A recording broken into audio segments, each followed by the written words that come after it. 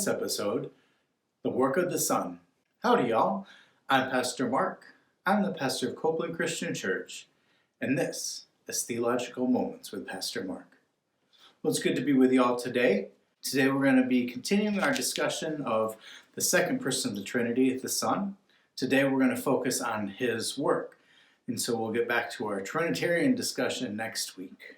Recall, last week, we focused on the person of the Son as it pertained to our discussion of the Trinity. We discussed that he has two natures, that he is both fully God and fully man, that he was not created or born, but is co-eternal with both the Father and the Spirit. Further, he is the physical manifestation of the essence of God. So, just as a quick aside, as we look at Christ's work today, this could take several videos, but we're going to just do one for today. Maybe we'll get into it more later, but I just want to hit the high points of what Orthodox Christianity believes. So, let me reiterate, because of the fall, sin entered the world, and humanity was left in a predicament.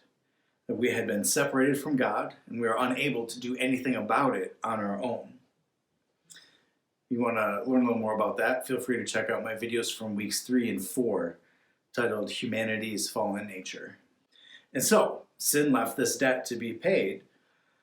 A perfect and just God cannot just excuse sin, right? There has to be a consequence.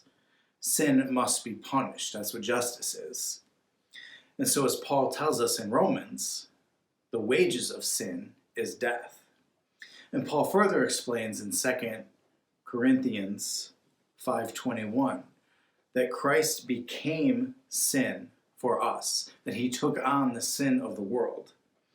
And having done so, Christ accepted the consequences of that sin and died in our place. A technical way of saying this is that Christ sacrificed himself as a substitute for humanity in order to atone for the sins of humanity. Thereby, he reconciled humanity with God. Further, Christ rose from the dead, and it is the resurrection, his raising from the dead, which proves his victory over sin and death.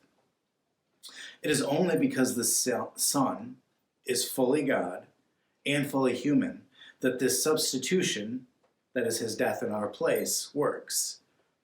As fully God, Jesus was able to live the perfect life so that he could be the flawless sacrificial lamb.